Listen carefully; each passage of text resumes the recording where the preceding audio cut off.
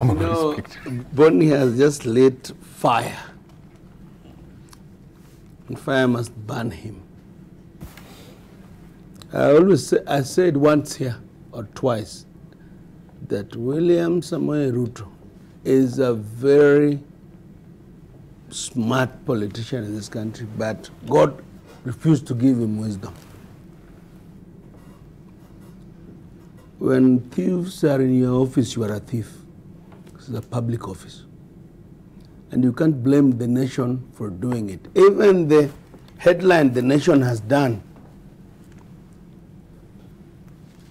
how can it be wrong to say DCI tightens the noose on Ruto's office if they are investigating there? How is that a fake headline? You know, Bonnie, I was going to defend you because Wamatangi had said something to the effect that you are defending fraudsters.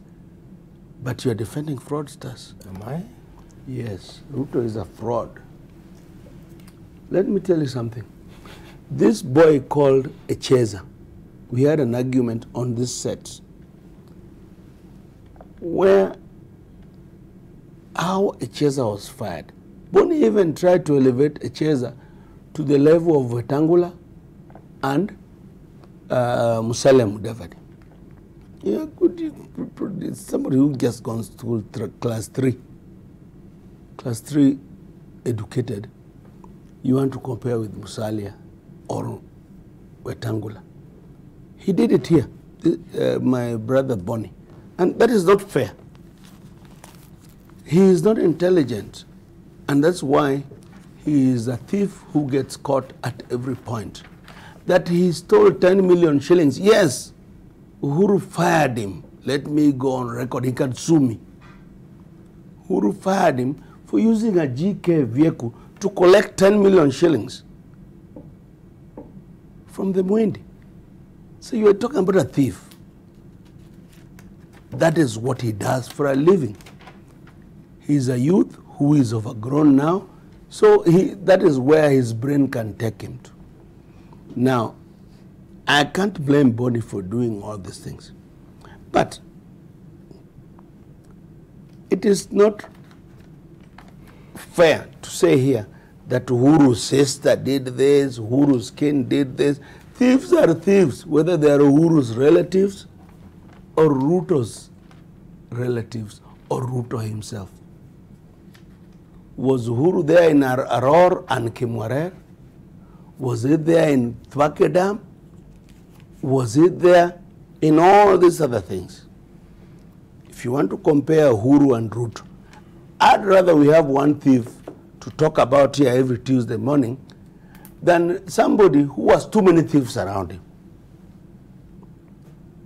We are talking about a thief who even brags of having money and says he sells chicken. So what Bonnie is trying to say, that the Constitution, you know, even last week, read the sign on the wall. His own manager in this farm in Coast Province was arrested. They've been stealing water from poor people. His own manager. I mean, if your manager can steal, you are a thief. From poor people. Now, when you say that the Constitution says otherwise, Ruto does not believe in constitutionality. And I think it is wrong to attempt or arrest Farouk. Arrest Ruto so that we can deal with this issue once and for all. If it is Uhuru's sister, arrest them. If it is Jakoyo Midiwo, Ekapingu. So that we can, because what is our problem in this country? It is corruption, number one. Number two is corruption. Number three is corruption.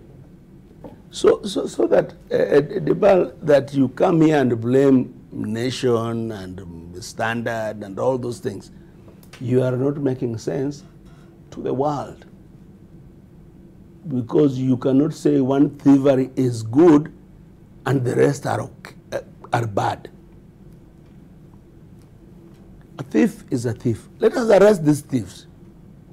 We know them, whether they are Uru sisters or these things, we deal with it. I saw the DP talk 2 days ago, Deba. And when he was talking, he said, the war against corruption is selective. At least let us deal with the selective one first. We will deal with the total one. I have respected Boni Halwale all my life. As chairman of PAC, I have never heard his name in any scandal. Boni, you must know that we believe in you. As somebody who hates corruption. And if it is corruption in the DP's office, if it was somewhere else, I saw the other day when somebody, he picked a wrong sandwich, I think in Switzerland or one of those Scandinavian countries. That sandwich he picked and he didn't pay for. He resigned as an MP. Mm. Why are we not being, why are we letting these people get away with murder?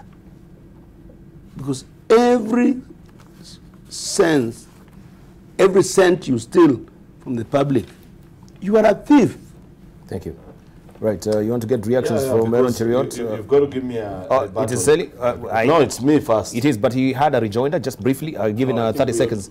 He had a rejoinder on Boni Halwale. He accused me of something which I find very awkward, because I think what I talked about the DP's office was to me very measured, to be sure not to cast any aspersions on the DP. However, by Boni Halwale's such a severe response to me, I realized that in Kenya, the same way we believe in the supernatural, and Otiende disagrees about supernatural, the superstitions. I think because of that mentality, we've got a situation where we are easily creating personality cults around some political leaders. And that's how Boni Halwale is responding to that. Now, to burst his bubble, I want to tell him this. The DP himself is on record saying he made his money first through selling chicken at Juakali.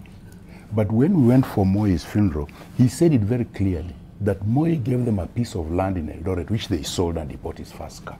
So was it chicken or selling government plots?